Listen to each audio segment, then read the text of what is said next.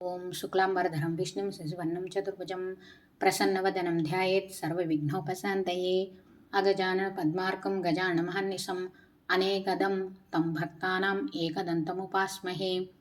ఓం శ్రీ సిద్ధి బుద్ధిదేవి సమేత వినాయకస్వామినే నమః. ఓం శ్రీ గురుభ్యో నమః. ఓం శ్రీపాద శ్రీవల్లభ గురు పరబ్రహ్మణే నమః. ఓం శ్రీ సరస్వతీమాతాయ నమః. శ్రీ దత్తపురాణము ప్రథమ భాగం. నైమిషారణ్యంలో మునులకు దత్త ప్రత్యక్షం. ధ్యానమూలం గురోర్మూర్తి, పూజామూలం గురో పదం, మంత్రమూలం గురోర్వాక్యం, మోక్షమూలం గురో కృపా.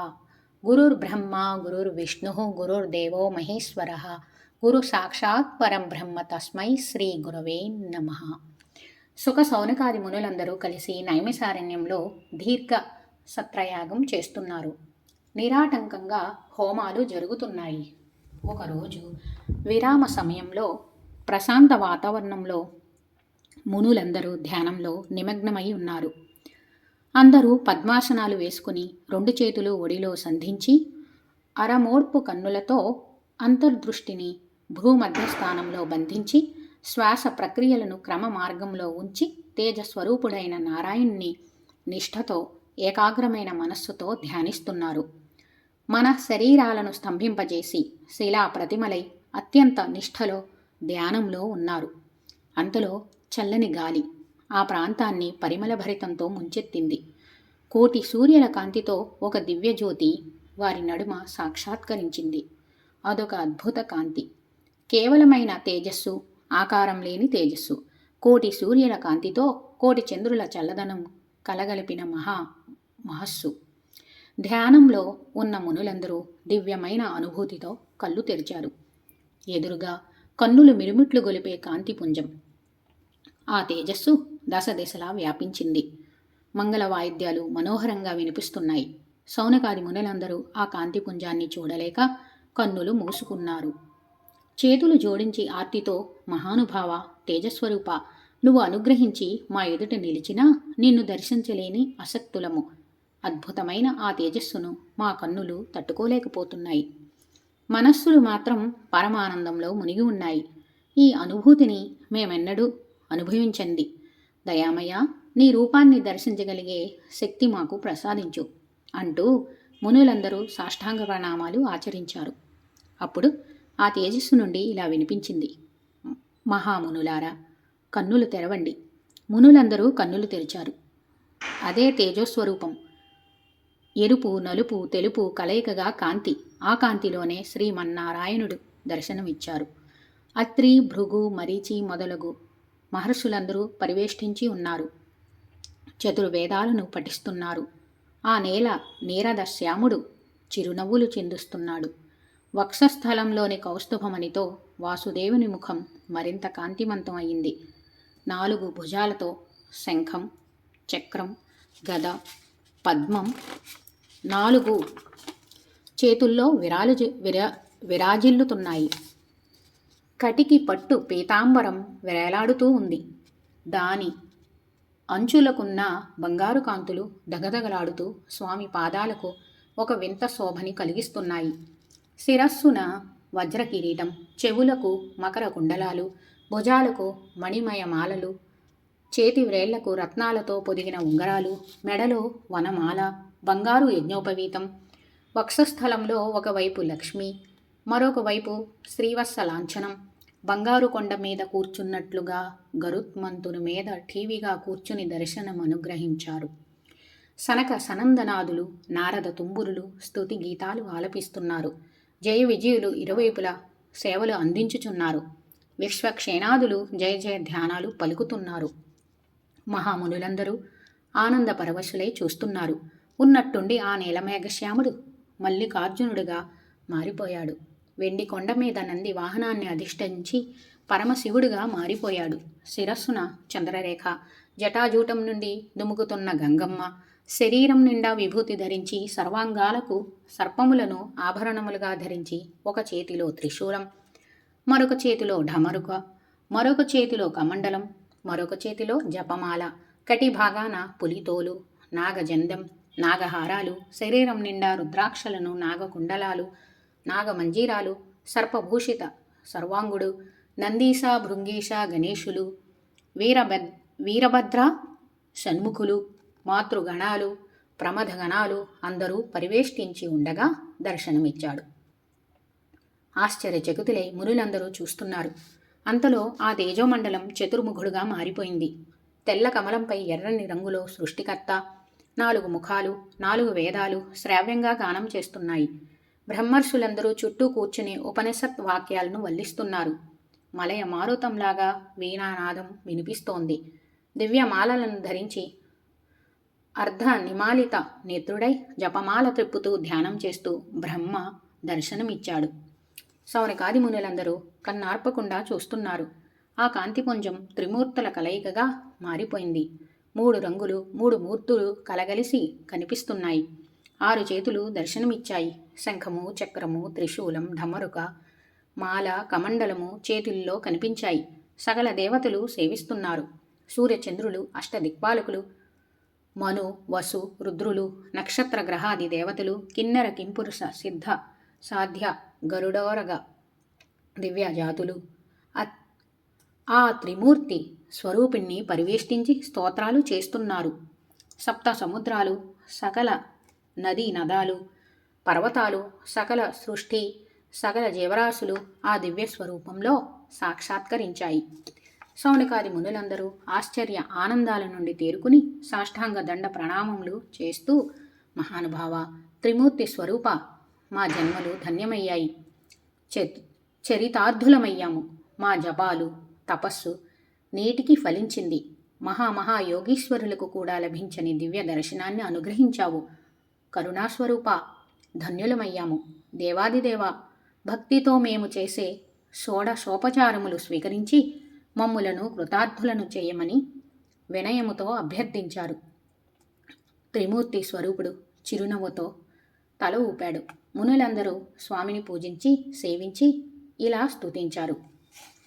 చక్రాసి గదాధర, శాంధర, సకల కారణాతీత, అవక్ర పరాక్రమ, పురుషోత్తమ, సృష్టి స్థితి లయకారక, జగత్ క్రీడా వినోది, త్రిమూర్తి స్వరూప, నమోన్నమః. చిదగ్ని స్వరూప, వేదాంతులు నిన్ను పరబ్రహ్మవని, సాంఖ్య విధులు నిన్ను పురుషోత్తముడవని, యోగులు పరమాత్మ అని, మీమాంసకులు ధర్మమని, విజ్ఞానులు శూన్యమని, చార్వకులు పంచభూతాత్మకమని అంటూ స్తుతిస్తున్నారు. వేదాలు నిన్ను విశ్వస్వరూపుడంటున్నాయి, మళ్ళీ కాదు అంటున్నాయి. నీ స్వరూపాన్ని నిర్ణయించలేక నీరసపడుతున్నాయి. వాచా మగోచర, తేజోమయ, నమోన్నమః. ఏ సాధనము లేకపోయినా నీకు అసాధ్యమన్నది లేదు. నిజానికి సాధ్యము అసాధ్యము రెండూ నీవే. వెలుగులకు వెలుగువి, సకల ప్రాణికోటిలోని జీవశక్తివి. సృష్టిలో నీవు కానిది, నీవు లేనిది ఏదీ లేదు. సకల వ్యాపక, ఆదిదేవ, దివ్య పీతాంబరం ధరించావు. సువర్ణ కాంతులు జిమ్మే శరీరం నిండా బూడిద ధరించావు. కోటి సూర్యుల కాంతిలో వెలిగిపోతున్నావు. నీ పాదాలను స్మరిస్తే చాలు భవరోగాలు నాశనమవుతాయి. కర్మ ఫలప్రదాత, కర్మసాక్షి, అరిషడ్ వర్గాలను జయించి సమాహిత చిత్తులై నీ పురాణగాథను విన్నవారు సంసార సముద్రాన్ని అవలీలగా దాటుతారు. ఆనంద స్వరూప, అమృతమయ, నమోన్నమః. శ్రీమన్నారాయణుని నాభిగమలం నుండి ఉద్భవించి రజోగుణ ప్రధానుడివై కర్మ ఫలానుసారంగా నీవు సకల చరాచర సృష్టిని చేస్తున్న వేళ భవబంధ విముక్తులైన బ్రహ్మర్షులు, యోగీశ్వరులు నిన్ను స్తుతిస్తుంటారు. సృష్టి విధాత నామస్మరణలో భక్తుల పాపాలను పటాపంచలు చేసి భవసాగరాన్ని అనాయాసంగా తరింపజేసే సత్వగుణ ప్రధాన స్థితి కారణ శ్రీమన్నారాయణ, ముముక్షువులందరూ నిన్నే ధ్యానిస్తుంటారు. ఉపమన్యువు అభ్యర్థిస్తే సాక్షాత్తు పాలసముద్రాన్నే ప్రసాదించిన దయామయుడువు.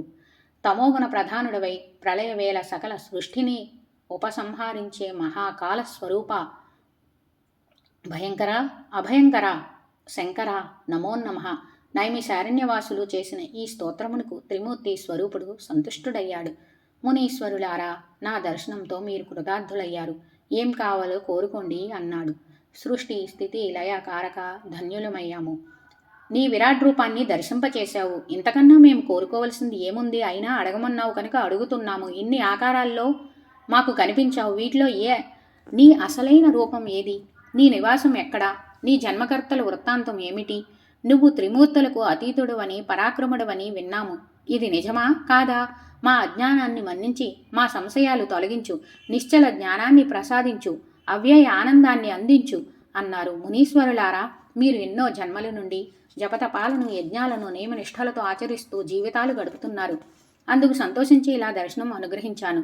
నా నామరూపాలు జన్మకర్మలు అడిగారు కదా. యోగోపదేశం చేయడానికి, సాధన సాగించడానికి, తగిన పుణ్యఫలం అందించడానికి నేను అత్రిమునికి పుత్రుడిగా జన్మించి దత్తాత్రేయుడు అనే నామంతో సకల లోకాల్లో సంచరిస్తూ ఉంటాను. ఇది ఒక అవతారం. ఇంకా ఎన్నో జన్మలు, ఎన్నో రూపాలు, ఎన్నో నామాలు నాకు ఉన్నాయి. వాటిని చెప్పడం 1000 నోళ్లు కలిగిన వానికైనా అసాధ్యము. కానీ వీనిలో కొన్నింటిని సూతమహర్షి చెప్పగలడు. అతడు వ్యాసమహర్షి ప్రత్యక్ష శిష్యుడు. గురు అనుగ్రహం వల్ల సకల పురాణాలు అతనికి కరతలామలకములు. ప్రవచనంలో కూడా నేర్పరి. అతడిని అడిగి నా జన్మ కర్మలు తెలుసుకోండి. ఈ యాగాన్ని పూర్తి చేసి పూర్ణ ఫలాన్ని పొందండి. ముమ్మూర్తుల నాకు అభిన్నుడైన గురువు సన్నిధిలో ప్రత్యక్ష పరోక్ష జ్ఞానాన్ని పొంది చివరికి పరమానంద స్వరూపులు కండి. మీరంతా ఏకకంఠంతో చేసిన స్తోత్రము నన్ను ఆనందింపజేసింది. ఇది భక్తి ముక్తిదాయకంగా, యోగసిద్ధిదాయకంగా విరాజిల్లుతుంది. భక్తి శ్రద్ధలతో ఇది పఠించిన వారికి సకల అభీష్టాలు నెరవేరును అని చెప్పి ఆ కాంతిపుంజం అదృశ్యమైంది. సౌనకాది మునులందరూ దివ్యానుభవంలో ఆనంద పారవశ్యంలో మునిగి తేలుతున్నారు. అంతలో నైమిషారణ్యంలోని బ్రహ్మచారులు అక్కడికి వచ్చారు. వారంతా సమిధలు, ఫలాలు సేకరించుకోవడానికి అడవికి వెళ్ళి వాటిని తీసుకుని అక్కడ దర్శించిన అద్భుత దృశ్యాలను మహర్షులకు చెప్పాలన్న ఆతృతతో ఆశ్రమంలోకి పరుగు పరుగున ప్రవేశించారు. ఆనంద సాగరంలో ఉన్న మునులకు నమస్కరించారు. గురువర్యులారా, రోజు చూసే అరణ్యం ఈ రోజు వింతగా మారిపోయింది. ఎక్కడా క్రూర మృగాలు లేవు. పళ్ళు కాయలతో విరక్కాచిన చెట్లు, రంగురంగుల పూలతో, లతలు, కలువల్ని, తామరల్ని గట్టు చేరుస్తున్న సరోవరాలు, హంసలు ఆనందంతో కలకల్లాడుతున్నాయి. అడవిలో ఎటు చూసినా పురివిప్పిన మయూరముల నాట్యాలు. ఇది వరకటి అడవిలా లేదు, నందనవనంగా మారి ఉంది. ఈ వింత మీకు చెబుదామని, కారణమేమిటో మీరు చెబుతారని పరుగు పరుగున వచ్చాం అన్నారు. ఈ సందడిలో తేరుకున్న మునులు నలువైపులా దృష్టి సారించారు. శిష్యులు చెప్పింది నిజమే. నందనవనంలా మారింది నైమిషారణ్యం. ఇదంతా స్వామి సాక్షాత్కార మహిమ అని గ్రహించారు. జరిగిందంతా శిష్యులకు వివరించారు. మీ అదృష్టమే అదృష్టం అంటూ పరవశించిపోయారు. వటువులకు ఒకవైపు ఆనందం, ఒకవైపు దుఃఖం పొంగి వచ్చాయి. తమ గురువులకు స్వామి సాక్షాత్కారం లభించిందని ఆనందము, తాము ఆ సమయంలో లేకపోయామనే దుఃఖము పొంగి వచ్చాయి. సరిగ్గా ఇదే సమయానికి మనం అడిగి వెళ్ళాలా? ఎంత దురదృష్టవంతులం! అయ్యయ్యో, మళ్ళీ ఎన్ని జన్మలకి ఈ అవకాశం లభిస్తుంది?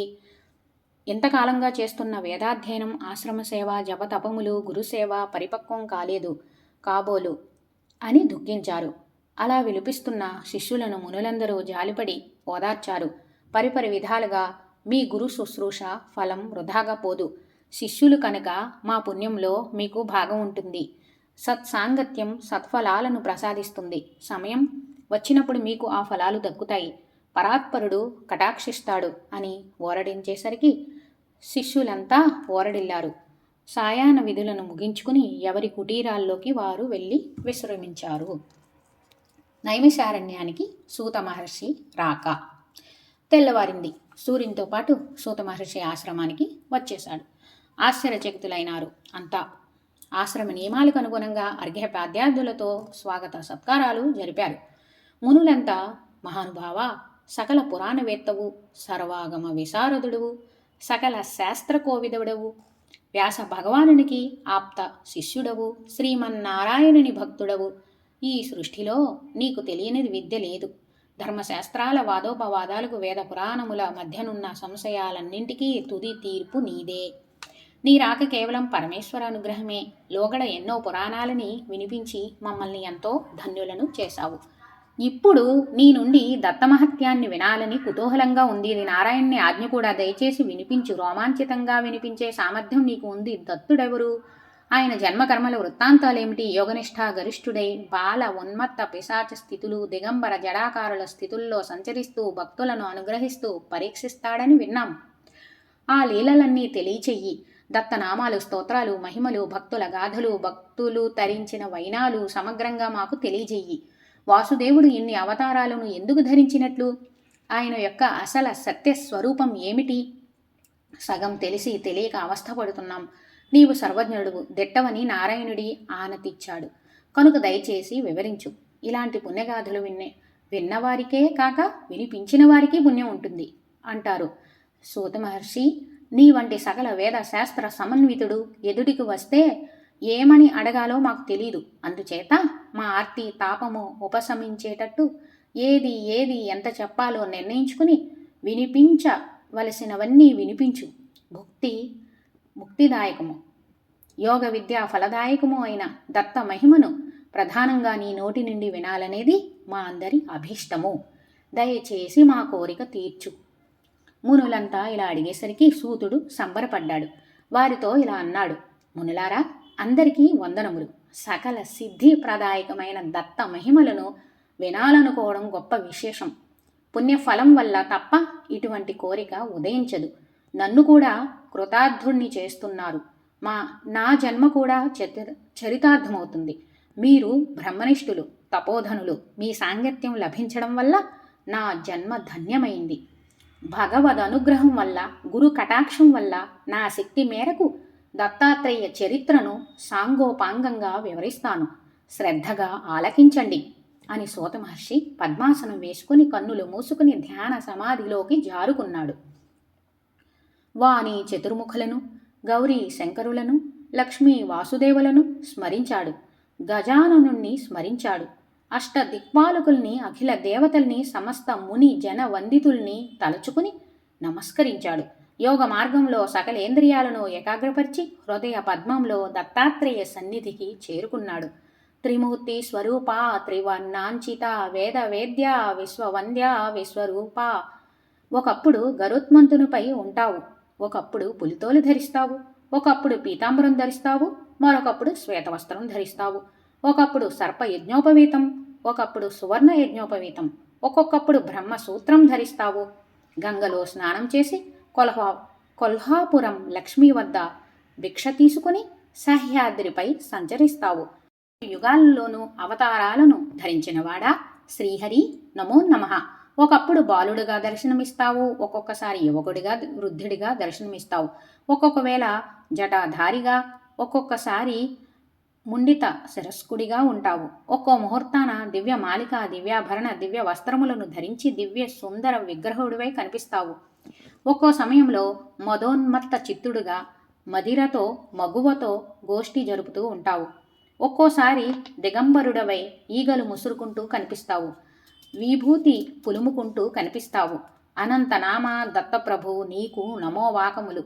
పుట్టుకతో చేతుల్లేని కాట్య వీర్యార్జునుని 1000 బాహువులతో మహావీరుణ్ణి చేసి 1000 సంవత్సరాలు భూమండలాన్ని ఏలించి సేవలు అందుకున్న ఘనత నీదే. నీకు ప్రణామములు. ప్రహ్లాదుడి భక్తి తత్పరతకు మెచ్చి ఉపదేశంతో మోహాన్ని తొలగించి ముక్తిని ప్రసాదించిన యోగీశ్వర, దిగంబర స్వరూపంతో ఉన్న నిన్ను సేవించిన యదు మహారాజుకి, అలర్క మహారాజుకి జ్ఞానోపదేశం చేసిన సద్గురు, నీకు నమో వాకములు. యోగ విద్యా స్వరూప మహామాయ, తేజస్సుల్లో తేజస్సు నీవు, బుద్ధిమంతుల్లో బుద్ధివి నీవు, బలవంతుల్లో బలం నీవు, విద్యావంతులలో విద్యవు నీవు. శాంతి, క్షాంతి, దయ, ధృతి, స్మృతి, మతి అన్నీ నీవే. భూత భవిష్యత్ వర్తమానాలు నీవే. సర్వ వ్యాకరణ స్వరూపుడవు నీవే.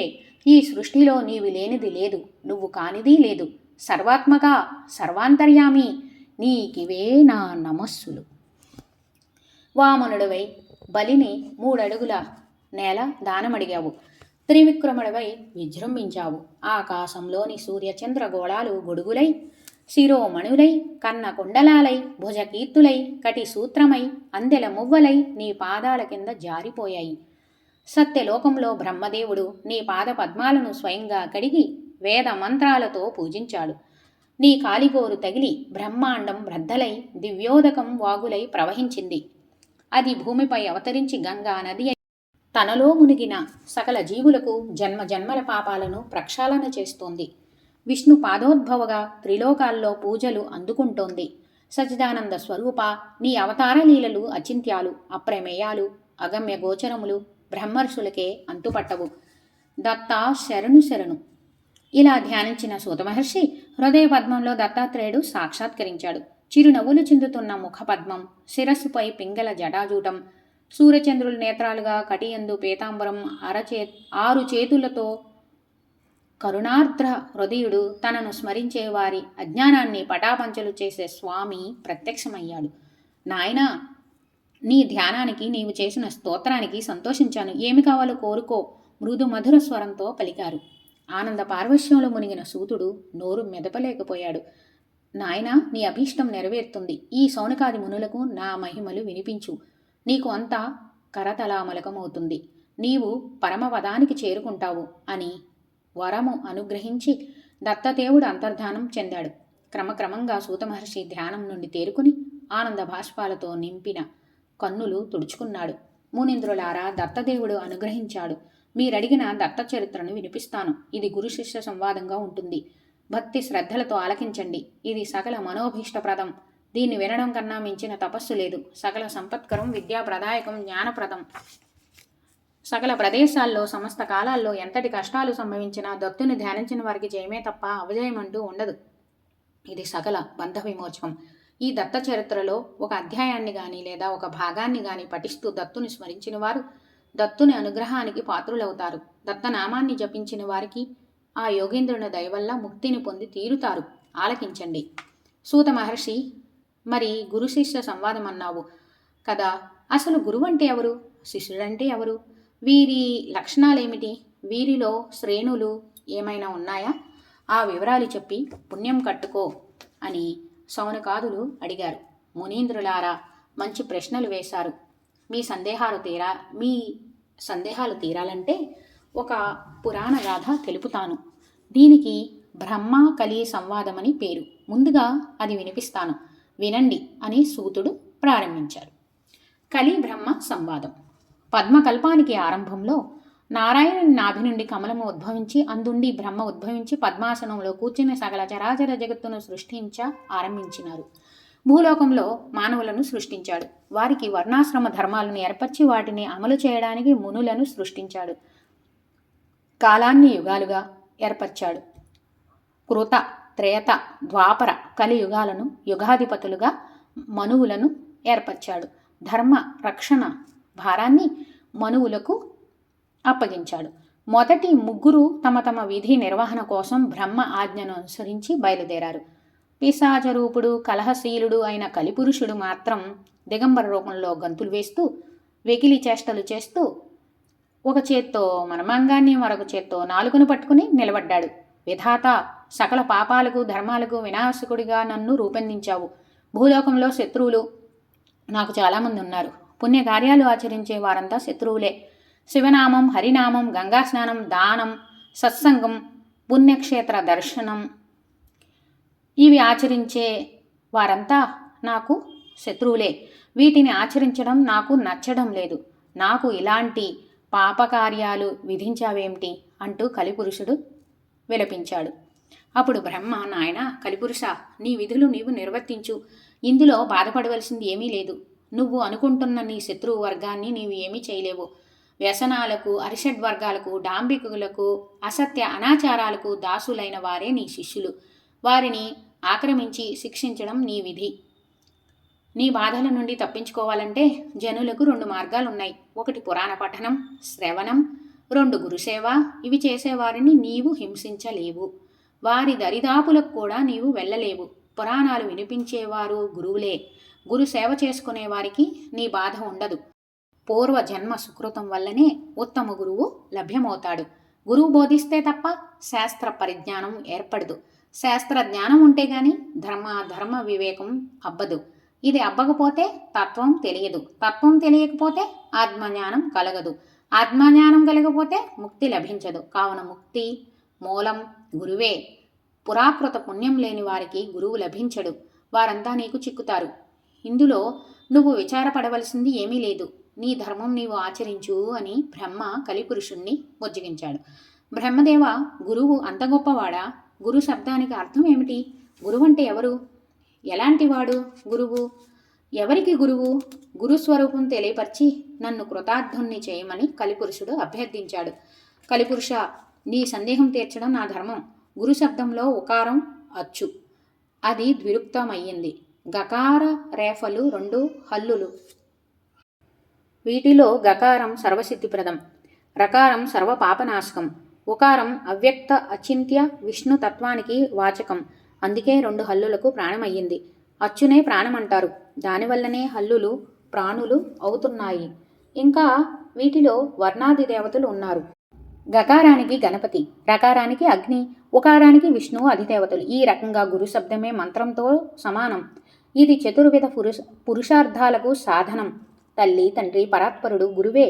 శిష్యుడి మీద శివుడికి కోపం వస్తే గురువు రక్షించగలడు. గురువుకే కోపం వస్తే శివుడు కూడా వాణ్ణి ఏమీ చేయలేడు. గురువే పరతత్వం. అందుకే గురువును ఆశ్రయించాలి అంటున్నాయి వేదాలు. పురాణాలు శ్రీమన్నారాయణుడే ప్రసన్నుడైన గురుభక్తినే కోరుకుంటారు. ఉత్తమ వైష్ణవ భక్తులు గురువు ప్రసన్నుడైతే నారాయణుడు ప్రసన్నమైనట్లే.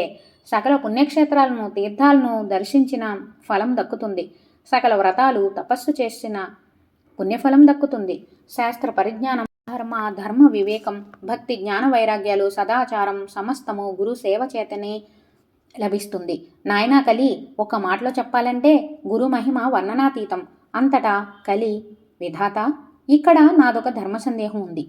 మానవ మాతృడైన గురువుకు ఇంతటి శక్తి ఎలా వచ్చింది? సకల దేవతా స్వరూపుడు అంటున్నావు, సర్వజ్ఞుడు అంటున్నావు, ఇది ఎలా సాధ్యం అయ్యింది అని అడిగాడు. కలి, మంచి సందేహం వచ్చింది, చెబుతున్నాను విను. గురువు లేకపోతే ఎవరికైనా శాస్త్ర పరిజ్ఞానం ఉంటుందా? శాస్త్రాలు తెలియకపోతే ధర్మస్వరూపం తెలుస్తుందా? ఇది తెలియనివాడు నీ బారి నుండి తప్పించుకోగలడా? కీలకం అంతా ఇక్కడే ఉంది. గురు మహిమను తెలియజెప్పే పురాణగాథ ఉంది, చెబుతాను, ఆలకించు. నీ సందేహాలన్నీ తీరుతాయి అన్నారు బ్రహ్మ. దీపక వృత్తాంతం. అంగీరసుడు అనే బ్రహ్మర్షి ఉండేవాడు. ఆయన గోదావరి తీరంలో ప్రశాంత వాతావరణంలో ఆశ్రమం నిర్మించుకుని తపస్సు చేసుకునేవాడు.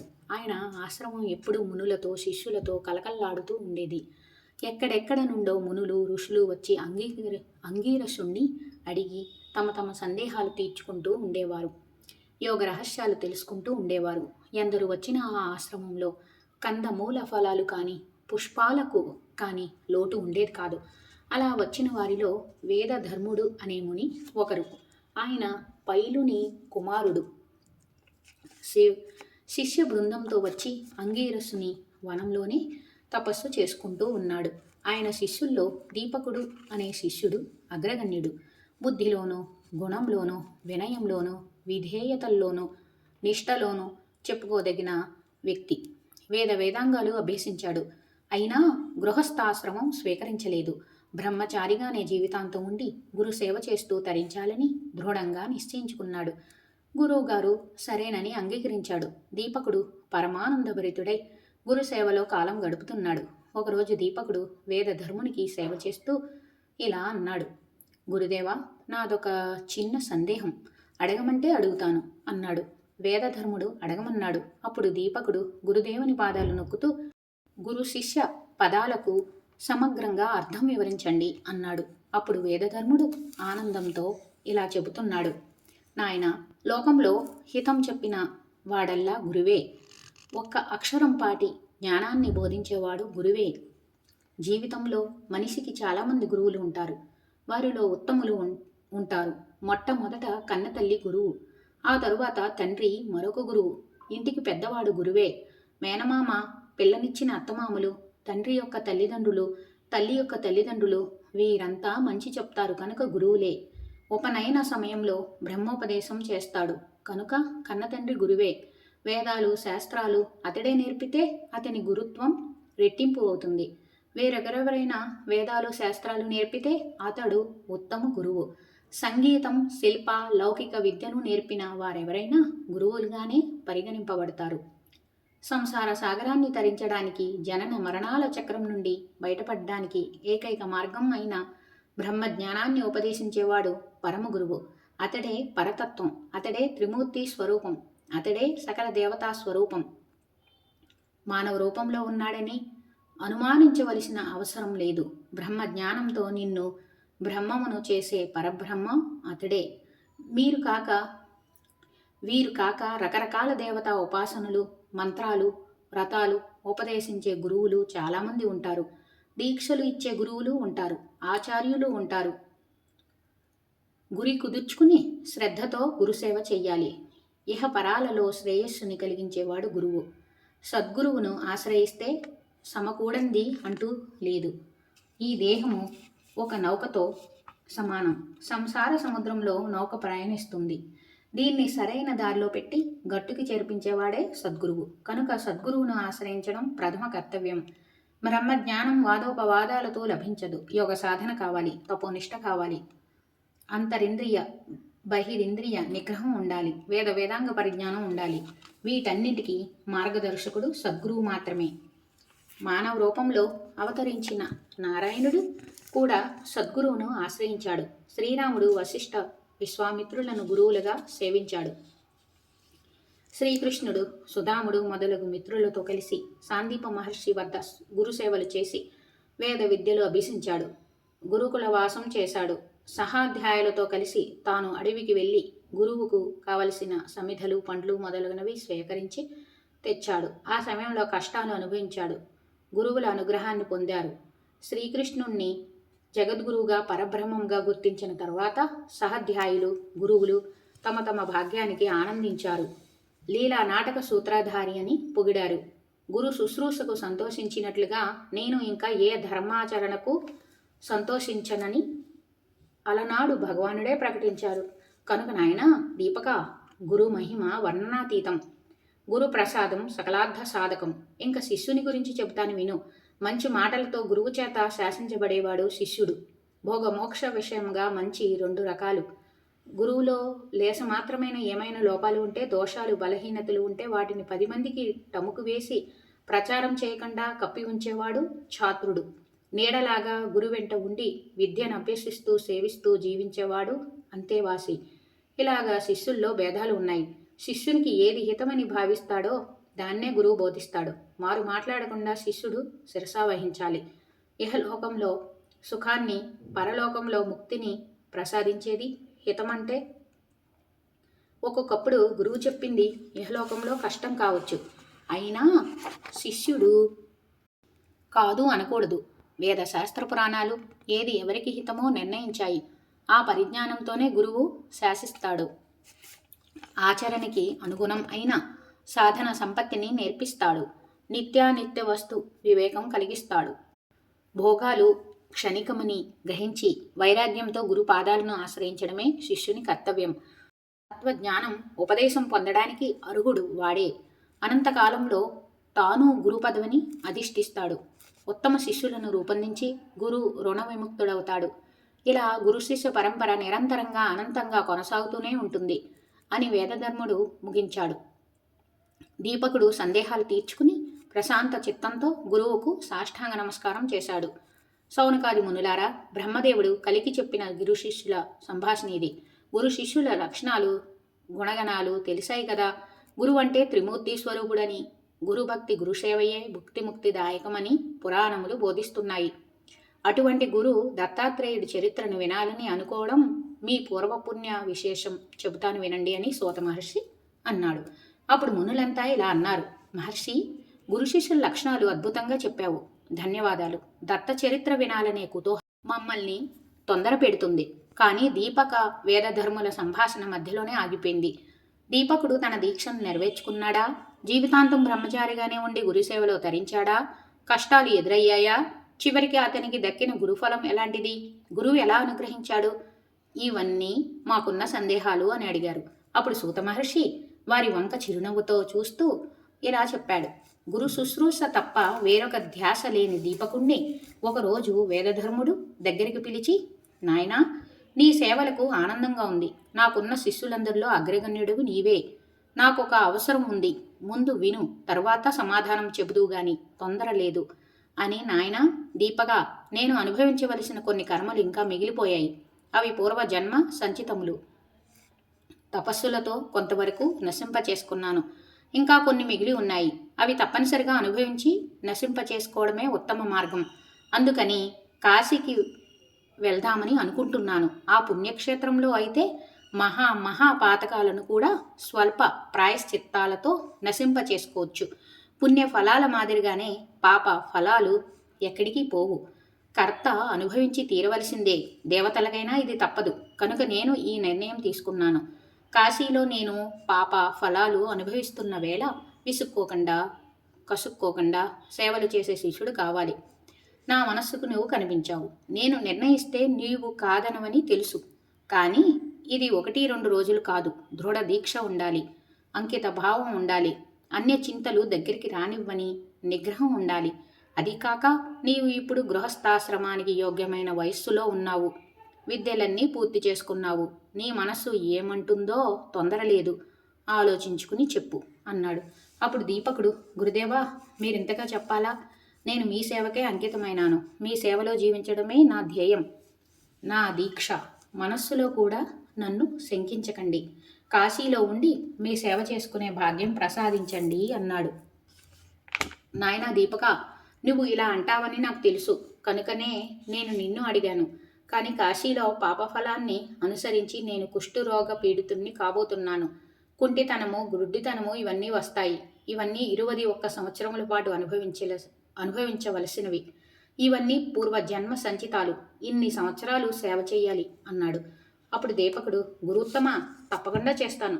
కానీ నాదొక సందేహం. ఆ పాపాన్ని మీరే అనుభవించాలా? నాకు సంక్రమింపచేయండి, అది నేను అనుభవిస్తాను. మీరు నిరాటంకంగా తపస్సు చేసుకోవచ్చు అన్నాడు. అప్పుడు వేదధర్ముడు, నాయనా, ఎవరి పాపాలు వారు అనుభవించాల్సిందే. పాప ఫలాలు కర్తలకే చెందుతాయి తప్ప శిష్యునికో పుత్రునికో లేదా ఇంకొకరికో పులుందామని అనుకుంటే అంటుకోవు. కనుక నా పాప ఫలాలు నేను అనుభవిస్తున్న సమయంలో సేవ చేస్తే చాలు. కుష్ఠరోగికి సేవలు చేయడం అంటే అది అనుభవించడం కన్నా కష్టం. దానికి నువ్వు అంగీకరించావు. పద, వెంటనే కాశీకి చేరుకుందాం అని త్వరగా ఇద్దరు మనోవేగంతో కాశీ చేరుకున్నారు. గంగానదిలో మణికర్ణికా ఘట్టంలో స్నానం చేశారు. దుండి గణపతిని, కాలభైరవుని అర్చించారు. అన్నపూర్ణ, విశాలాక్షి, విశ్వేశ్వరులను దర్శించారు. ఉత్తర దిక్కుగా ఒక కంబలాశ్వతరు సన్నిధిలో చిన్న కుటీరం నిర్మించి నివాసం ఏర్పాటు చేసుకున్నారు. ముప్పొద్దుల గంగా స్నానం, విశ్వనాథుని దర్శనం చేసుకున్న తర్వాత ఒకరోజు తెల్లవారి లేచేసరికి వేదధర్ముడి శరీరం నిండా పొక్కులు వచ్చాయి. క్షణంలో కాళ్ళు చేతులు తిమ్మిర్లెక్కాయి. పొక్కులు చితికి చీము నెత్తురు కారసాగాయి. చూస్తూ ఉండగానే శరీరమంతా పొడవులతో నిండిపోయింది. చూపు మందగించింది. కంఠస్వరం మారిపోయింది. వేళ్ళు వంకరలు తిరిగాయి. కుంటితనము, గుడ్డితనము ఒక్కసారిగా వేదధర్ముణ్ణి ముంచెత్తాయి. క్రమక్రమంగా రోగం బాగా ముదిరిపోయింది. నిలబడలేకపోతున్నాడు, కూర్చోలేకపోతున్నాడు, పడుకోలేకపోతున్నాడు. అసలు కదల్లేని స్థితి వచ్చింది. అన్నీ మంచంలోనే. భరించలేని దుర్వాసన. దీనికి తోడు కాశీలోని ఈగలన్నీ అతను చుట్టుముట్టాయి. రోగబాధతో వికృతంగా మారిపోయాడు. మెడలు వాల్చి ముఖం ఏటవాలుగా తిప్పి కనిపించని కన్నులతో దీపకా దీపకా అని అరుస్తున్నాడు. దీపకుడు మాత్రం నిమిషం ఏమారకుండా సకల సేవలు చేస్తున్నాడు. పసిబిడ్డను కన్నతల్లిలా చూస్తున్నాడు.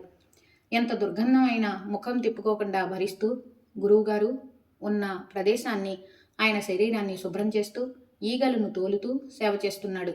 గురువుగారికి కొద్దిగా కునుకు పట్టిన సమయంలో గబగబా 4 ఇళ్ళు తిరిగి యాచించి ఆహారం తెస్తున్నాడు. ఆకలి ఎరిగి బతిమాలి తినిపిస్తున్నాడు. కుష్ఠరోగికి కోపం ఎక్కువ అన్నారు. వేదధర్ముడు నిష్కారణంగా దీపకుని తిట్టిపోస్తున్నాడు. ఈ పాటి చేయలేని వాడివి ఎందుకొచ్చావని దెప్పి పొడుస్తున్నాడు. ఒక రకంగా కాదు, నా దుర్భాషలు ఆడుతున్నాడు. మరుక్షణంలోనే మళ్ళీ సౌమ్యుడవుతున్నాడు. నాయనా దీపక, తండ్రి దీపక అని బుజ్జగిస్తున్నాడు. నిన్ను బాధ పెడుతున్నాన్రా అని విలపిస్తున్నాడు.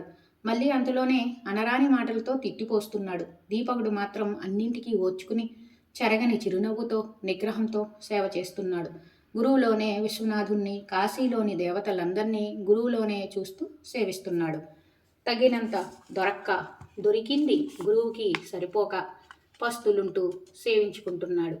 ఏ నిమిషాన గురువు గారికి ఏ అవసరం ఉంటుందో అని మంచం పక్కనే ఉండి రేయింబవళ్ళు మెలకుగా కూర్చుంటున్నాడు. కాశీకి వచ్చింది మొదలు కంటి నిండా నిద్రపోయిన రోజే లేదు, కడుపు నిండా తిన్న రోజు లేదు. అయినా గురుసేవ చేస్తున్నాననే తృప్తి అతన్ని నిలబెడుతోంది. లభించబోయే ముక్తి అతన్ని నడిపిస్తోంది. రోజులు, వారాలు, నెలలు, సంవత్సరాలు గడుస్తున్నాయి. ఒకరోజు తెల్లవారుజామున దీపకుడు గంగానదికి వెళ్ళి తాను స్నానం చేసి యథావిధిగా గురువు వారి శరీరాన్ని శుభ్రం చేయడానికి అవసరమైన గంగాజలాన్ని కడవకెత్తుకుని గురువుగారు లేచారేమో అనుకుని వడివడిగా కుటీరంలోకి వస్తున్నాడు. ఇంతలో కుటీరానికి చెరువులో దీపకుని ఎదుట కాశీ విశ్వనాథుడు దర్శనమిచ్చాడు. నువ్వు చేస్తున్న గురుసేవకు ధర్మనిష్టకు సంతసించాను. ఏదైనా వరం కోరుకో అన్నాడు విశ్వనాథుడు.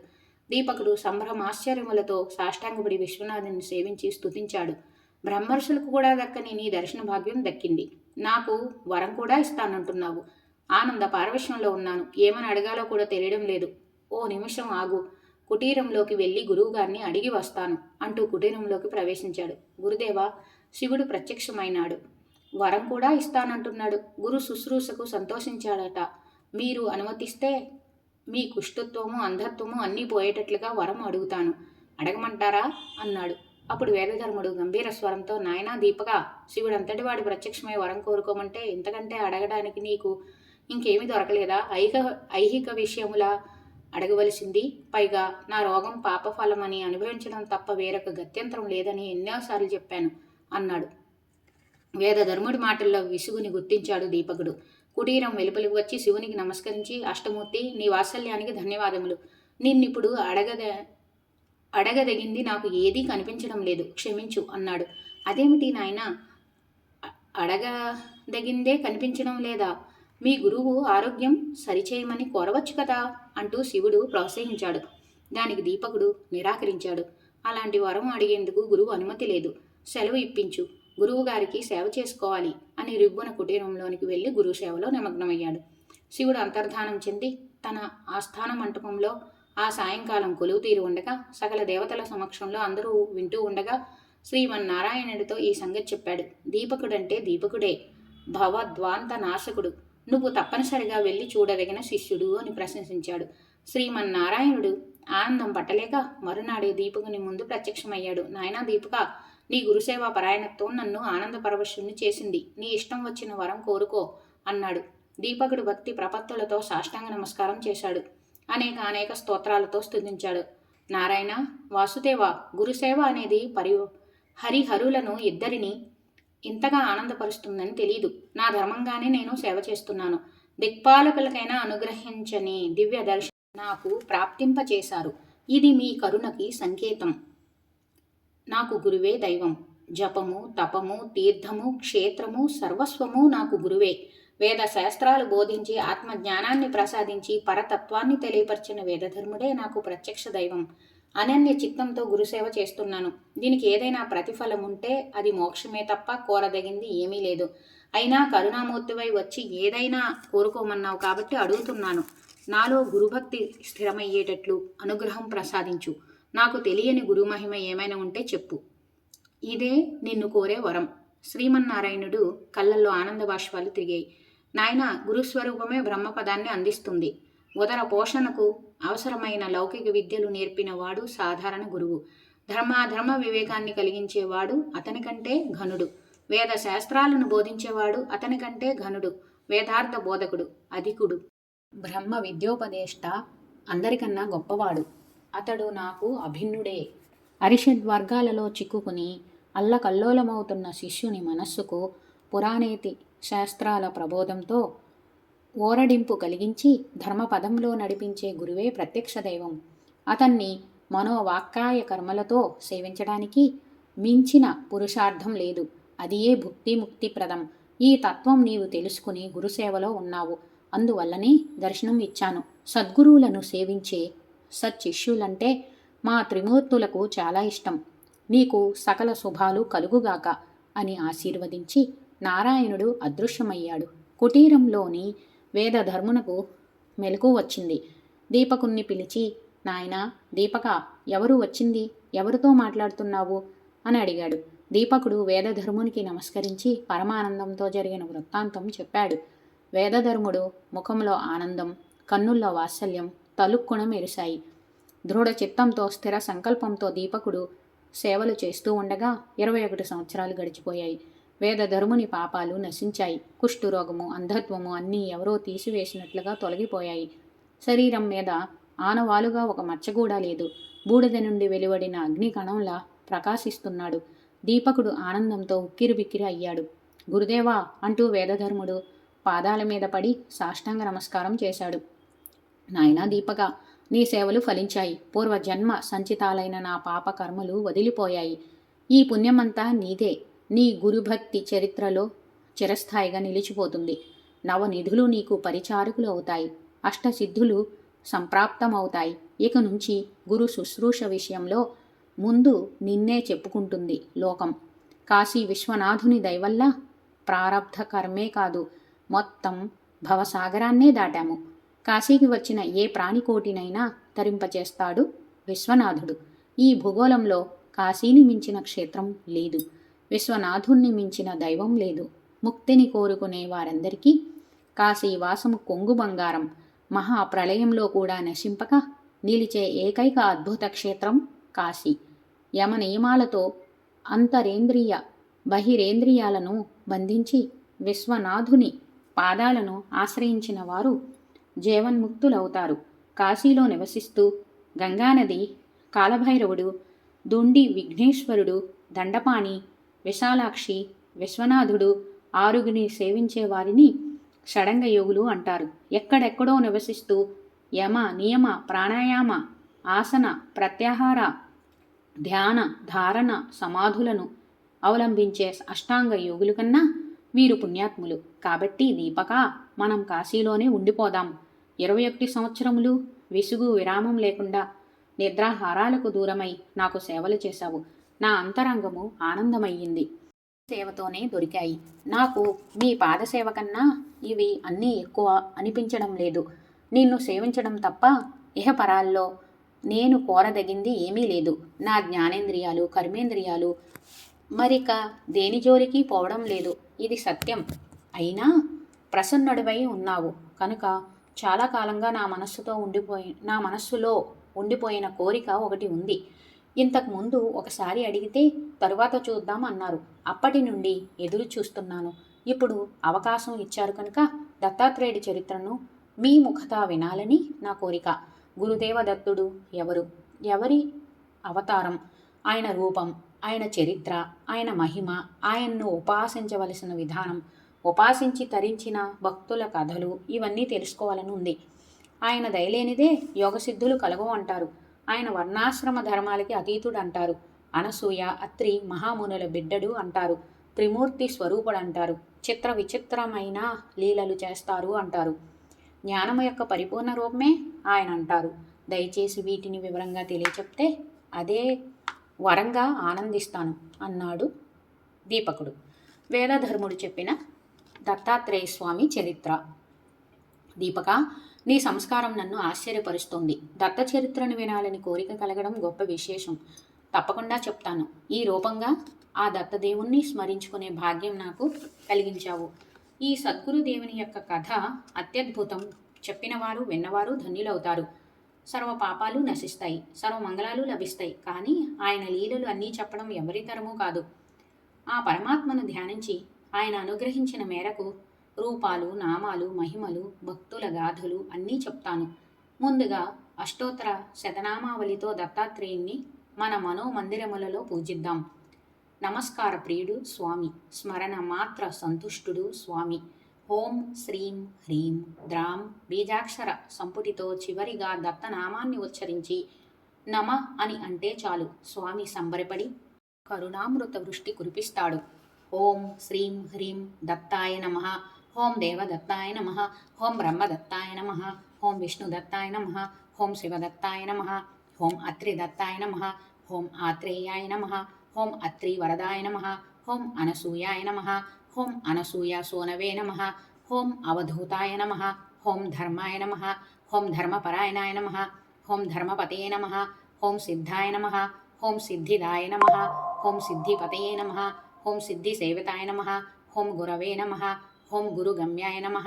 ఓం గురోర్గురుతరాయ నమః. ఓం గరిష్ఠాయ నమః. ఓం వరిష్ఠాయ నమః. ఓం మహిష్ఠాయ నమః. ఓం మహాత్మనే నమః. ఓం యోగాయ నమః. ఓం యోగపతయే నమః.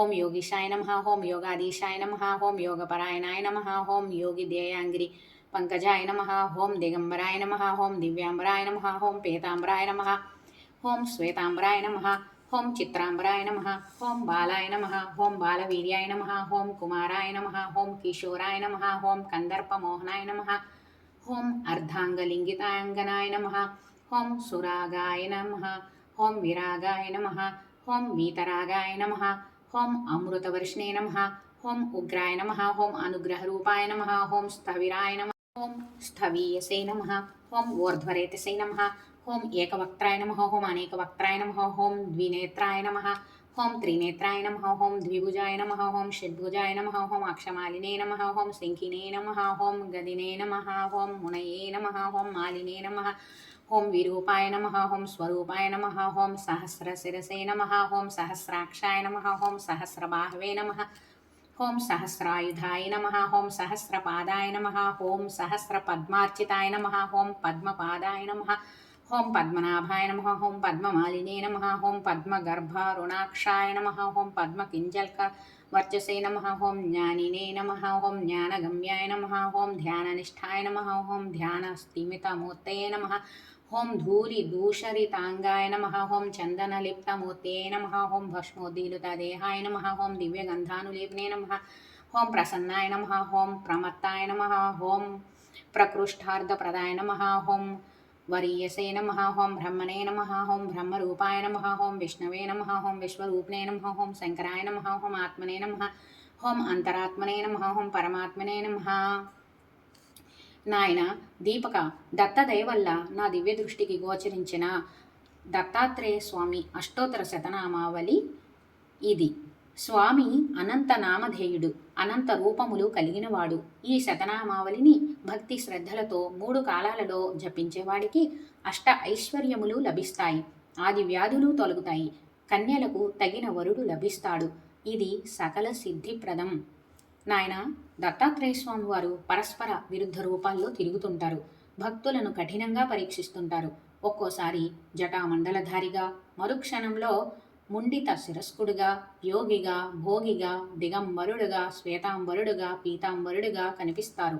ఒక్కోసారి మహా విద్వాంసుడిగా కనిపిస్తే మరోసారి ఉన్మత్తుడిగా, మదమత్తుడిగా కనిపిస్తారు. ఒక్కోసారి భిక్షాటన చేస్తూ కనిపిస్తారు. ఒక్కోసారి మహేశ్వర్య సంపన్నుడిగా కనిపిస్తారు. నిజమైన రూపం ఏది అనేది ఎవ్వరికీ తెలియదు. అంతు పట్టని రహస్యం. హరహరి హిరణ్య గర్భులుగా కనిపిస్తూ ఒకేసారి త్రిమూర్తి స్వరూపుడవుతాడు.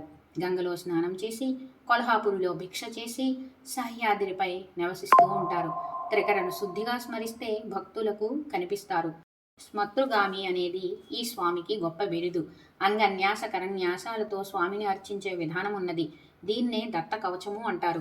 భక్తుడు దత్తనామాలను జపిస్తూ శిరస్సు మొదలుకుని కాలివేళ్ల కొనల వరకు ఒక్కొక్క అంగాన్ని తాకాలి. జ్ఞానేంద్రియ కర్మేంద్రియాల్లో, మనోబుద్ధి చిత్త అహంకారాల్లో దత్తనామాలను నిక్షేపించాలి. దత్త కవచధారులకు ఏ రంగంలోనూ అపజయము ఉండదు. శత్రుభయాలు, దుష్టపీడలు, గ్రహబాధలు, భూతప్రేత పిశాచాల హింసలు దరిదాపులకు కూడా రావు. భక్త రక్షణలో ఇది వజ్ర కవచం. దీంతో పాటు దత్త మంత్రాన్ని సద్గురువు ద్వారా ఉపదేశం పొందితే చెప్పదగింది ఏమీ లేదు. దత్త మంత్ర దీక్షను పొందిన వారికి చతుర్విధ ఫల పురుషార్థాలు లభించినట్లే. ఇంతగా జపించలేని వారు దత్తనామాన్ని రోజుకు కనీసం 10 సార్లైనా స్మరించాలి. స్మరించే ముందు దత్తస్వామిని హృదయంలో నిలుపుకోవాలి. పీతాంబరధారి, భస్మోద్ధూలిత దేహుడు, సువర్ణ వర్ణుడు, విద్యుత్కాంతి కలిగిన జడలు కలవాడుగా దత్తస్వామిని ధ్యానించి నమస్కరించాలి. నాయనా దీపగా, దత్తస్వామి అవతారగాథ చాలా మనోహరంగా ఉంటుంది. పూర్వం నారదుడు అడిగితే బ్రహ్మ చెప్పాడట. అత్రి మహర్షి చేసిన తపస్సుకు మెచ్చి సాక్షాత్తు శ్రీమన్నారాయణుడే అత్రికి కొడుకుగా అవతరించాడు. అత్రి పుత్రుడు కనుక ఆత్రేయుడు. అనసూయాత్రి దంపతుల తపస్సుకు మెచ్చి వాసుదేవుడు తనంత తానుగా దత్తమయ్యాడు. కనుకనే దత్తాత్రేయుడయ్యాడు. తన భక్తులైన యదు, కార్తవీరార్జున, ప్రహ్లాద, అలర్కుడు వీరికి బ్రహ్మజ్ఞానాన్ని ప్రసాదించి తరింపచేశాడు. ఈ దత్తలీలలన్నీ మైత్రేయ మహర్షి విదురుడికి చెప్పాడు. ఆ వివరాలు చెప్తాను, శ్రద్ధగా విను. విదుర మైత్రేయ సంభాషణ. సౌనకాది మునులారా, వింటున్నారు కదా. మీకు కలిగిన సందేహాలే విదురుడికి వచ్చాయి. మైత్రేయ మహర్షిని అడిగాడు. ఆయన చెబుతున్నట్టుగా బ్రహ్మ కలికి చెబుతున్నాడు. ఇవి విన్నవారిని చెప్పిన వారిని ముక్తుల్ని చేసే దత్తలీలలు. ఇవి అతి పురాతన గాథలు.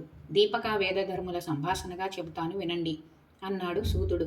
స్వయంభువ మనువుకి ఇల్లాలు శతరూప. ఆ దంపతులకి 2 కొడుకులు, 3 కూతుళ్ళు జన్మించారు. ప్రియవ్రతుడు, ఉత్తానపాదుడు కొడుకుల పేర్లు. ఆకూతి, దేవహుతి, ప్రసూతి అనేవి కూతుళ్ళ పేర్లు.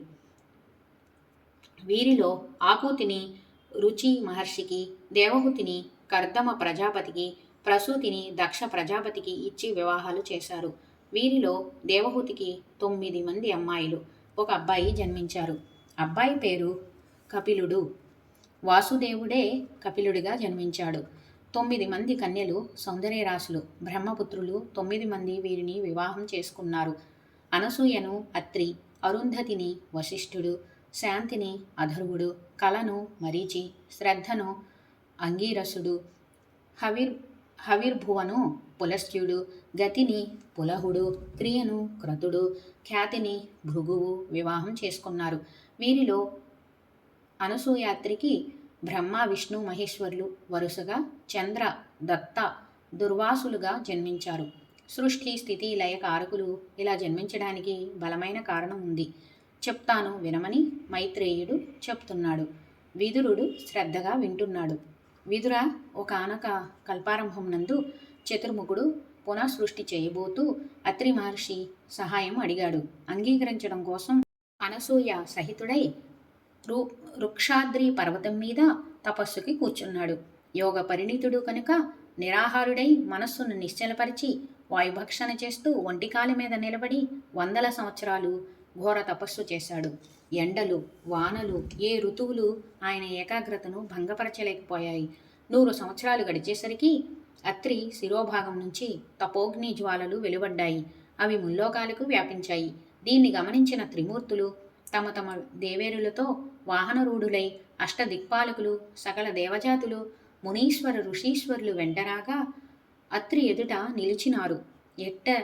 ఎట్టెదుట త్రిమూర్తులు, సకల దేవతలు, సకల మునులు అత్రికి కనిపించారు. వృషభవాహనంపై పార్వతీ పరమేశ్వరులు, గరుత్మంతునిపై లక్ష్మీనారాయణులు, హంసవాహనంపై వాణి చతుర్ముఖులు తమ తమ దివ్యాయుధాలతో దివ్యాభరణాలతో ఉజ్వలంగా ప్రకాశిస్తున్నారు. ఇంద్రాది దిక్పాలకులు పరివేష్టించి ఉన్నారు. ఋషులు, మునులు వేద మంత్రాలతో త్రిమూర్తులను స్తుతిస్తున్నారు. అప్పుడు అత్రి, బ్రహ్మ, విష్ణు మహేశ్వరులారా, పుత్రార్థినై నేను ఒకే ఒక్క దివ్య మహస్సును ధ్యానిస్తున్నాను. మీరు 3గా దర్శనమిచ్చారు. మీకు ఇవే నా సాష్టాంగ నమస్కారములు అన్నాడు. అత్రి మునీంద్ర, నీ సంకల్పం గొప్పది, తపస్సు గొప్పది, నిరాకారము నిర్గుణము అయిన ఒకే ఒక్క మహస్సును నీవు ధ్యానించినా సాకారులము సగుణులము అయి మేము 3 ధ్యానించిన నువ్వు త్రిగుణాత్మకుడవు కనుక ఇలా దర్శనమిచ్చాము. నీ కోరిక నెరవేరుతుంది. మా అంశలతో నీకు 3 కుమారులు జన్మిస్తారు. దివ్య తేజస్సులై జగతిలో ప్రకాశిస్తారు. నీ యశస్సులు దశ దిశలా వ్యాపించి శాశ్వతంగా నిలుస్తాయి. తీవ్ర తపస్సును విరమించు, శుభం కలుగుతుంది అని ఆశీర్వదించి అదృశ్యులయ్యారు. అటుపైన బ్రహ్మాంశ వల్ల చంద్రుడు, విష్ణువంశ వల్ల దత్తుడు, శివాంశ వల్ల దూర్వాసుడు, అనసూయ అత్రి దంపతులకు జన్మించారు. ఇది మైత్రేయుడు విదురునకు చెప్పిన దత్త జన్మ వృత్తాంతం. నాయనా దీపక, దత్త జన్మ వృత్తాంతం విన్నావు కదా, ఇక దత్తదేవుని యొక్క యోగ విద్య తెలియచెప్తాను, శ్రద్ధగా విను అన్నాడు వేదధర్ముడు. బ్రహ్మర్షి నారదుడు ముల్లోకాల్లో తిరుగుతూ ఒకరోజు హస్తినాపురానికి వచ్చాడు. ధర్మరాజు ఎదురు వెళ్ళి అర్ఘ్యపాద్యాదులతో సత్కరించి రాజమందిరంలోకి తీసుకువచ్చాడు. తన సోదరులు 4 సమావేశపరిచాడు. ఆ సమయంలో అక్కడ శ్రీకృష్ణుల వారు కూడా ఉన్నారు. అందరూ నారదునికి నమస్కరించి కూర్చున్నారు. కుశల ప్రశ్నలు అయ్యాయి. ధర్మరాజు నారద మహర్షితో ఏదైనా ఇహపర సాధనమైన వృత్తాంతం చెప్పమని, ధర్మ ప్రబోధం చేయమని అభ్యర్థించాడు. అన్ని ధర్మ ప్రబోధాలు తెలిసిన నీకు భగవానుడైన శ్రీకృష్ణుల వారి అండగా ఉండగా చెప్పవలసినవి ఏమున్నాయి? అయినా అడిగావు కాబట్టి ఒక వృత్తాంతం చెప్తాను. పూర్వం ప్రహ్లాదుడు అడిగితే అజగరుడు చెప్పిన విశేషాలు ఉన్నాయి. అవి చెబుతాను వినండి అని చెప్పడం మొదలుపెట్టాడు. ప్రహ్లాదుడు అజగరుడు సంవాదం. లోకతత్వాన్ని ప్రత్యక్షంగా దర్శించి తెలుసుకుందామనే అభిప్రాయంతో ప్రహ్లాదుడు సాధు సజ్జన బృందంతో బయలుదేరాడు. భూగోళం అంతా సంచరిస్తూ వింతలు విడ్డూరాలు తెలుసుకుంటూ సహ్యాద్రి పర్వతం ప్రాంతం చేరుకున్నారు. అక్కడ కావేరీ నదిలో స్నాన సంధ్యలు గావించి నదీ తీరంలో ప్రకృతి సౌందర్యాన్ని చూస్తూ అల్లంత దూరాన నేల మీద పడుకుని ఉన్న ఒక మహర్షిని చూచారు. ఆ మహర్షి శరీరం దుమ్ము కొట్టుకుని పోయి ఉంది, కానీ శరీరం నుంచి దివ్య తప కిరణములు పెళ్ళుబుకుతున్నాయి. ఎవరి మహర్షి? ఎందుకు ఇలా నేల మీద పడి ఉన్నాడు? ఉలుకు పలుకు లేదు, కదలిక మెదలిక లేవు. సమీపంలో ఆశ్రమం కానీ కుటీరం కానీ లేదు. ఇది ఏమైనా వ్రతమా, నియమమా, లేదా ఇంకేదైనా ఉందా తెలుసుకుందామని ఆ మహర్షి పాదముల చెంత కూర్చున్నాడు.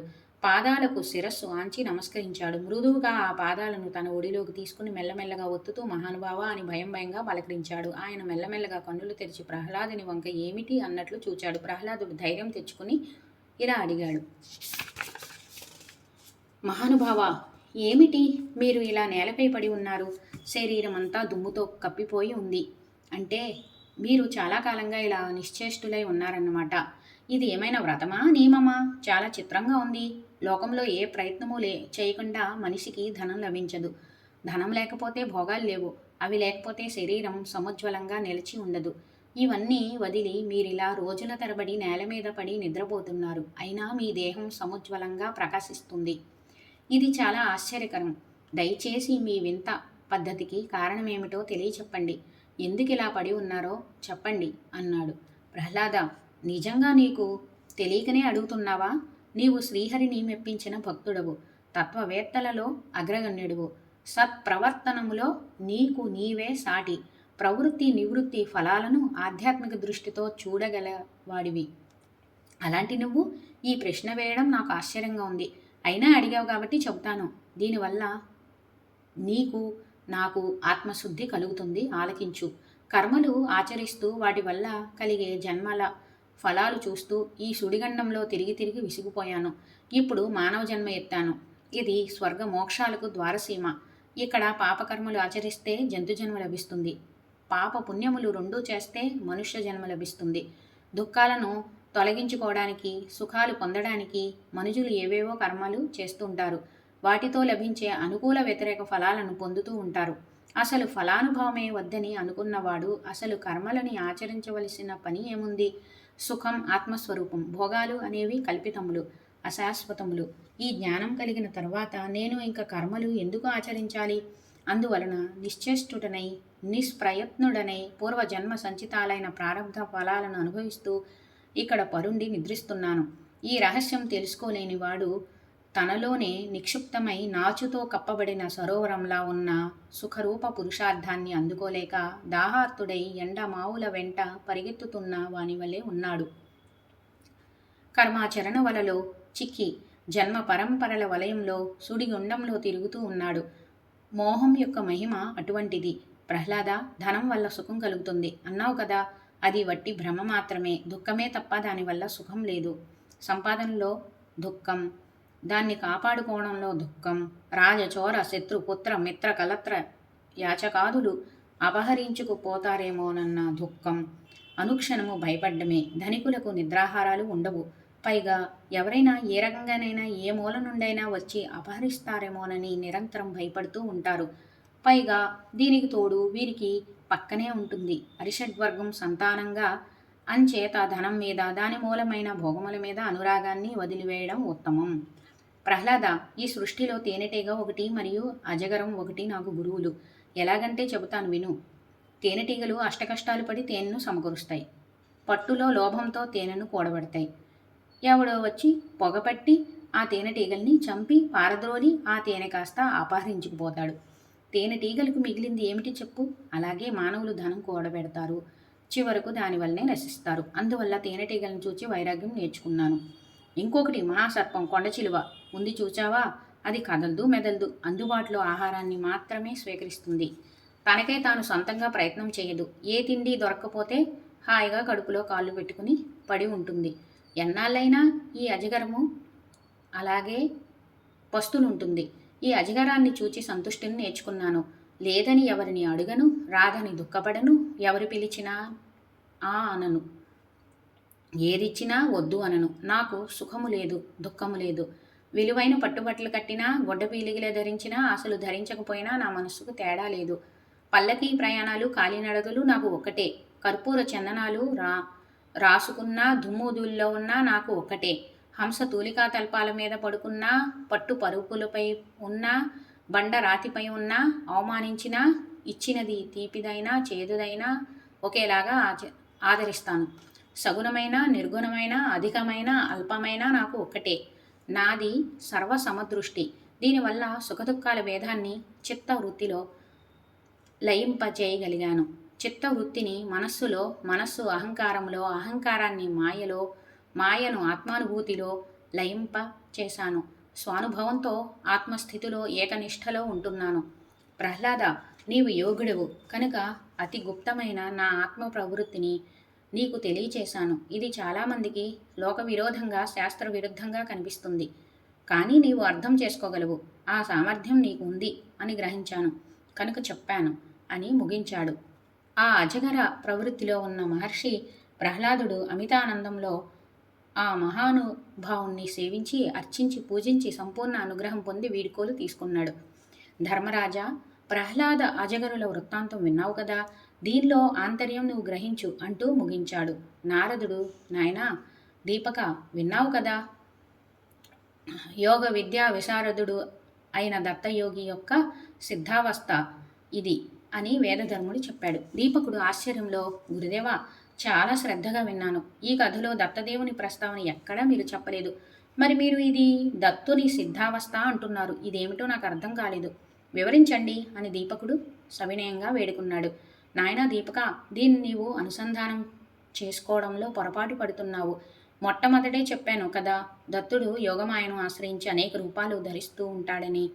అదీకాక బ్రహ్మ నారదునికి చెప్పిన విషయం గుర్తు చేసుకో. తన పాద పద్మాలను సేవించిన యదు, కార్త్యవీర్య, ప్రహ్లాద, అలర్కులను దత్తదేవుడు ఆత్మవిద్య బోధించాడని బ్రహ్మదేవుడు చెప్పలేదు. వీటిని అనుసంధానం చేసుకుంటే దత్తుడు ఎవరో నీకే తెలుస్తుంది. ఆ వరుసలోనే యదువుకి దత్తుడు తత్వం ఉపదేశించిన వృత్తాంతం ఇప్పుడు చెబుతాను, ఆలకించు అంటూ వేదధర్ముడు మళ్ళీ ఇలా చెబుతున్నాడు. అవధూత యదు మహారాజు సంవాదం. నాయనా దీపక, ఒకప్పుడు ఉద్ధవుడు శ్రీకృష్ణ భగవానునికి నమస్కరించి దయచేసి ఆత్మతత్వం బోధించమని అడిగాడు. అప్పుడు వాసుదేవుడు ఉద్ధవునితో ఇలా అన్నాడు. ఉద్ధవ, ఆత్మతత్వాన్ని ఒకరు ఉపదేశిస్తారా? ఎవరి మటుకు వారు తెలుసుకోవాలి. మానవులు మంచి చెడ్డ విచక్షణ జ్ఞానం కలవారు. తమని తామే ఉద్ధరించుకోవాలి. ఆత్మకు గురువు ఆత్మయే. అందుకనే సాంఖ్యులు మానవ శరీరంలోనే సర్వజ్ఞుడైన పరమాత్మను దర్శిస్తూ ఉంటారు. సృష్టిలో ఆపాద, ద్విపాద, త్రిపాద, చతుష్పాద, బహుపాద జీవరాశులు ఉన్నాయి. వీటిలో పురుష శరీరం అంటేనే నాకు ఇష్టం. ఎందుకంటే ఆ శరీరంలోనే సాధకులు నన్ను అన్వేషించి తెలుసుకుంటున్నారు. అందుచేత మానవ శరీరం అంటేనే నాకు ప్రీతి. ఇందులో నివసించే మనో, బుద్ధి, చిత్త, అహంకారములు జడ పదార్థములు, వాటిని ప్రకాశింపజేసి చైతన్యం తెస్తున్న శక్తి సంపన్నుడు ఒకడెవడో ఉండాలి. అందుచేత వెతుకుదాం అని సాధకులు ప్రయత్నించి సాధనతో నన్ను తెలుసుకుంటున్నారు. బుద్ధ్యాదులు సాధనములు కనుక వీటికి సాధ్యుడు ఉండాలి అని అనుమాన ప్రమాణంతో నన్ను అన్వేషిస్తున్నారు. కనుక మానవ శరీరం అంటేనే నాకు చాలా ఇష్టం. ఇందులో ఉన్న ఆత్మతత్వం గురించి తెలుసుకోవాలంటే కొంతవరకు అవధూత యదువు సంవాదం గురించి చెబుతాను, ఆలకించు. యదువు తెలుసు కదా, యయాతి పుత్రుడు, మహాతపశ్శాలి, ధర్మజ్ఞుడు. ఒకరోజు ఒక అవధూతను దర్శించి నమస్కరించి ఇలా అడిగాడు. మహానుభావ, నీవు సుందరుడువు, కపీశ్వరుడువు, సత్యసంధుడవు, మహాజ్ఞానివి. అయినా జడుడులా ఉన్మత్తుడిగా సంచరిస్తున్నావు. ఎందుకని? ఇంద్రియ తృప్తి కోసం నీవు ఏ పని చేయడం లేదు. ఈ వివేకం నీకు ఎలా కలిగింది? పండితుడివైయుండి బాలుడిగా ప్రవర్తిస్తున్నావు. ఎందుకని? సాధారణంగా మానవులు పడే ఏ తాపత్రయము నువ్వు పడుతున్నట్లుగా లేదు. సిరి సంపదలు వృద్ధి చేసుకోవాలని నీవు రవ్వంతైనా ప్రయత్నం చేయడం లేదు. ఇది చాలా వింతగా ఉంది. అందరికన్నా భిన్నంగా ఉంది నీ తీరు. గంగానదిలో మునిగిన ఏనుగులా ఎక్కడో ఉంటున్నావు. ఒంటరిగా గడుపుతున్నావు. ఎవరి జోలికి పోవడం లేదు.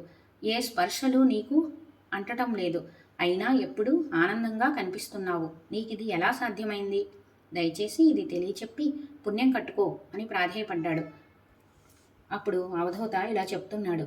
యదు మహారాజా, నాకు 24 మంది గురువులు. ఒక్కొక్కరి నుండి ఒక్కొక్క కోణంలో జ్ఞానం పొందాను. జీవన్ముక్తుడవై సంచరించుచున్నాను.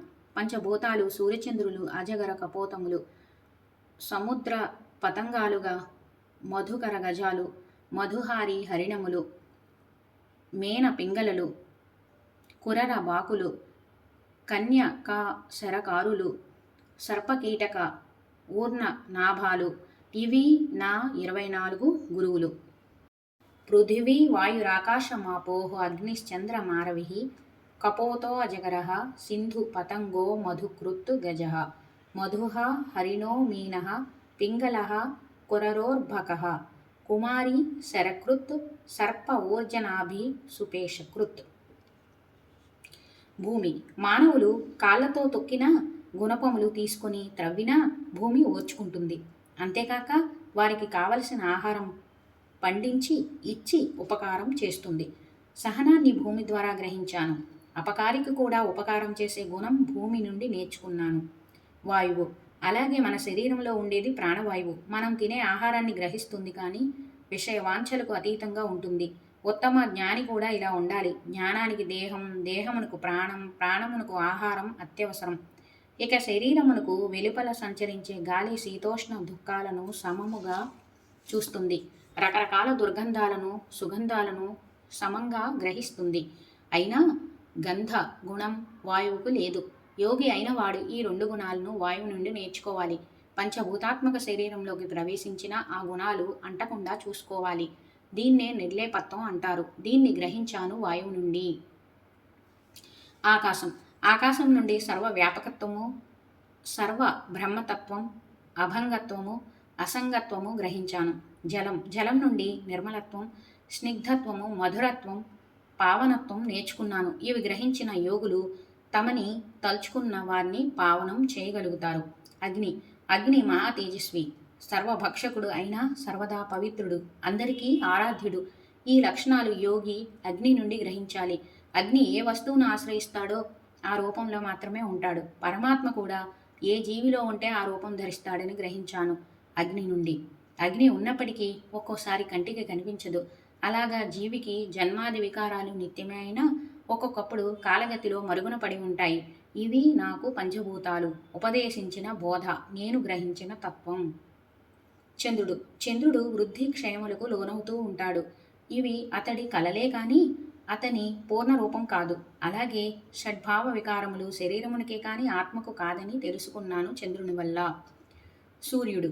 సూర్యుడు ఒక్కడే అయినా అనేక జలాశయాల్లో కనిపించి అనేక ప్రతిబింబాలుగా కనిపిస్తాడు. అంటే ఆత్మ ఒక్కటే అయినా అనేకంగా కనిపిస్తుంది అని గ్రహించాను. అంతేకాక సూర్యుడు శుభ్ర అశుభ్ర భేదాలు లేకుండా సర్వత్రా విరాజిల్లుతూనే ఉంటాడు. అన్ని రకాల జలాలను స్వీకరిస్తాడు. పరిశుభ్రపరిచి వర్షములుగా కురిపిస్తూ ఉంటాడు. కానీ అతడి చేతులకి మలినం అంటదు. సూర్యుడు నిత్య పరిశుభ్రుడు. యోగి కూడా ఇలాగే ఇంద్రియాదులతో సుఖ దుఃఖాలన్నింటినీ సమదృష్టితో చూడాలని, వాటికి అతీతుడిగా నిత్య శుద్ధుడిగా ఉండాలని తెలుసుకున్నాను సూర్యుడి నుండి.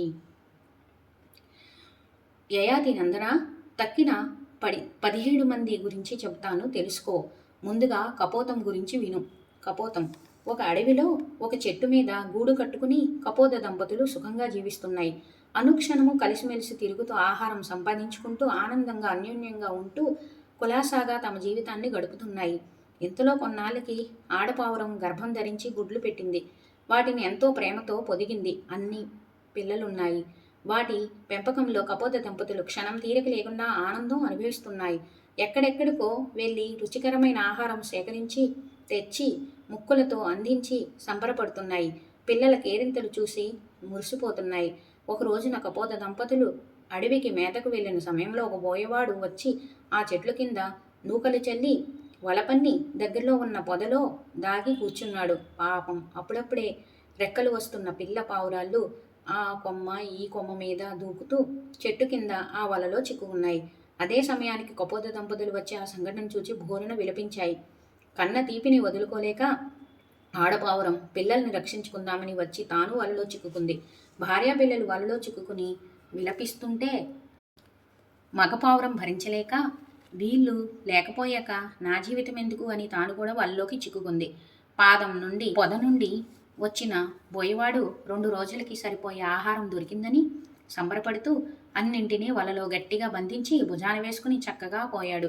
యదుమహారాజా, కుటుంబీకుడైన వాడికి ఉండే అనురాగాలు, మోహాలు ఎలా బంధనాలు అవుతాయో, ఆత్మ వినాశనానికి ఎలా దారితీస్తాయో ఈ కపోత దంపతుల ద్వారా నేర్చుకున్నాను. ముక్తి ద్వారం లాంటి మానవ జన్మను పొంది గృహలంపటుడు అయ్యేవాడు మూర్ఖుడు కాక మరి ఏమిటి? అతి స్నేహం పనికిరాదని నేర్చుకున్నాను కపోతాల ద్వారా. అజగరము. అజగరం అంటే మహాసర్పం, కొండచిలువ. కదలదు, మెదలదు. ఆహారం కోసమైనా ఏ ప్రయత్నమూ చెయ్యదు. అప్రయత్నంగా లభిస్తే తింటుంది, లేకపోతే పస్తులుంటుంది. ఇలాగే మనమును దైవకంగా ప్రాప్తమయ్యే సుఖదుఖాలను అనుభవించడమే తప్ప వాటి కోసం కర్మాచరణ చేయడం మానుకోవాలి. నిద్రాహారాలను పరిత్యజించి ఆత్మనిష్టను అలవర్చుకోవాలి. ఇది నేర్పింది కాబట్టి అజగరం నాకు మరో గురువు. సముద్రం. తనలాగా గాంభీర్యం అలవర్చుకోమని ప్రబోధించింది సముద్రం. దాని లోతు ఎవరికైనా తెలుసా? దాన్ని దాటగలవాడు ఉన్నాడా? ఎన్ని నదులు వచ్చి చేరినా ఉప్పొంగుతుందా? సూర్యకిరణాలకు ఎంత నీరు ఆవిరి అవుతున్నా దిగులుపడి కృషిస్తుందా? తనలో ఏ వస్తువులు, ఏ జంతువులు ఎన్నెన్ని ఎక్కడెక్కడ దాగి ఉన్నాయో తెలియనిస్తుందా? దీనికి గట్లు, అవధులు ఉన్నాయా? ఆత్మనిష్ఠుడు ఈ గాంభీర్యాన్ని అలవర్చుకోవాలి. పతంగం. ఎదువల్లభా. పతంగం అంటే తెలుసుగా, మిడత. ఇది నాకు మరో రకం పాఠం చెప్పింది. దీనికి మంటలు కనిపెడితే చాలు, ఒళ్ళు తెలీదు.